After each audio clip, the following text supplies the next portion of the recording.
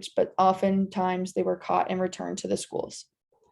They would be punished if they spoke their own language, which caused many parents to become afraid to allow their children to speak their own language so that it could try to prevent them from getting punished. And then down in this picture is a picture of one of these boarding schools with the children. And you can see one of the teachers as well, it looks like. And you can see that they're dressed different than they would be dressed if they were with their families or on their reservations. Executive Order of 1880. In 1864, the Northern Pacific Railroad was chartered and given 40 miles on either side of the planned line, which went right through the Mandan, Hidatsa, and Arikara land. Construction of the railroad reached these tribes' lands in 1879. The railroad company asked for a reduction of the land of the reservation, which caused the railroad to expand out of the boundaries of the original railroad land grant. The land in question was hunting ground for the Mandan, Hidatsa, and Arikara. Colonel Dan Huston stated the land was in fact the Mandan, Hidatsa, and Arikara's territorial hunting grounds. Colonel Nelson A. Miles, on the other hand, reported that these tribes did not occupy or require use of the land and that they never had in any time. He claimed the land was used only for fur trading. And here I included another picture showing the different changes by the different executive orders and treaties. It's basically the same as the other one, but just gives another picture of the changing land.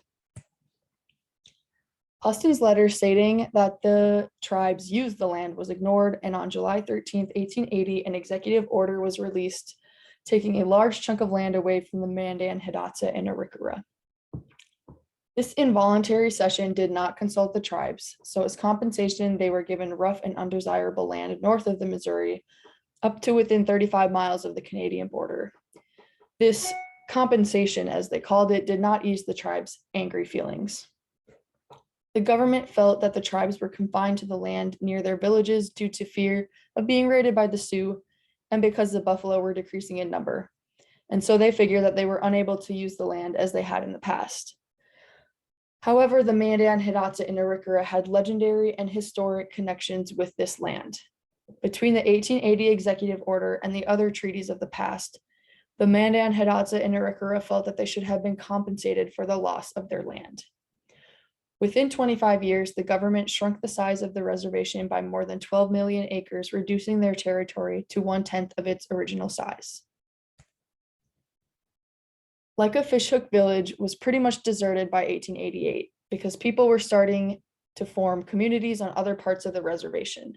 If you remember, like a fishhook village, as mentioned earlier, was that first village where these three tribes first settled together. Some members moved 20 miles up the river, establishing the new community of Elbow Woods. A few elders refused to move and stayed at like a fishhook village. They placed this village of Elbow Woods near a steep sloped hill that had a flat top on the west bank of the Missouri. The Elbow Woods Agency eventually included a boarding school, a hospital, an agency headquarters, and a jail. Then on this right is a picture of some of the establishments at the Elbow Woods Agency. Things like a boarding school, hospital, and a house. Next, we'll talk about allotment. The General Allotment Act of 1887 was passed by Congress to make Indians individual landowners and to put an end to their tribal rights to the reservation land. The Executive Order of 1891 resulted in the allotment of the Fort Berthold Reservation land, restricting the sale of unallotted lands, reserving them for future members of the tribe. The allotment of this land began in 1894. The General Allotment Act, or Dawes Act, showed how the government's policy towards Indian leadership changed. It stimulated government officials to bypass tribal leaders and ignore the tribal governing structures. If the act had been successful, it would have brought an end to the reservation system. Down here is a graphic showing Indian land for sale. Get a home of your own, easy payments, perfect title, possession within 30 days, just trying to really promote the attractiveness of this land that they were trying to sell.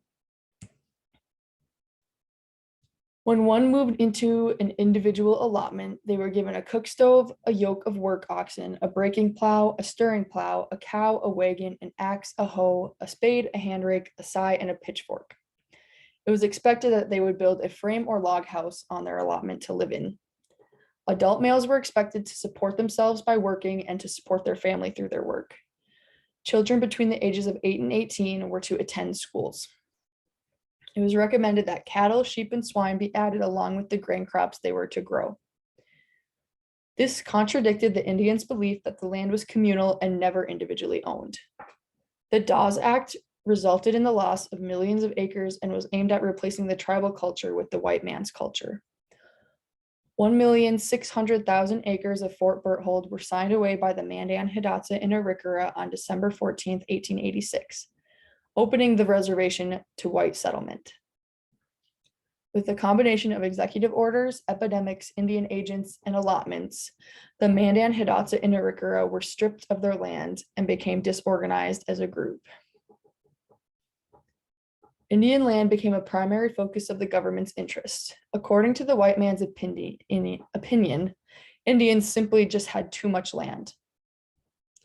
On March 3rd, 1901, a law was passed by Congress that would employ special agents who would visit Indian reservations to negotiate the sale of their surplus land. James McLaughlin was an agent with many tribes, and he arrived at Fort Berthold in June of 1902. And here's a picture of James McLaughlin down in the corner. The Mandan, Hidatsa, and Arikara rejected the initial proposal of selling 315,000 acres of their land. Instead, they agreed to sell 208,000 acres at $1.25 per acre, and they would build a fence, buy bulls, mares, mowing machines, and rakes with the money that they got from selling this land. The leftover funds were to be equally distributed to each individual. For reasons that are unknown, that proposal was never ratified. A bill was brought forward to open the reservation land, but the tribes objected because the government did not get their consent on the proposed bill. On June 1st, 1910, an act was passed giving the cession of 13 full and 8 fractional townships, plus the rest of the reservation to the north and the east of the Missouri, minus the allotments that were made for individuals. There was also land reserved for agency, school, and mission purposes on the left bank of the river. Protection was also given for the Leica Fishhook Village. Either 160 acres of farmland or 320 acres of grazing land was to be allotted to every member of the tribes. Though this represented a victory for the Mandan, Hidatsa, and Arikara communities, not all were satisfied as the reservation was becoming a narrow strip on each side of the Missouri, and land was leaving the Indian possession. And here's some pictures, an outline of the reservation, not with the state of North Dakota in the back on the bottom.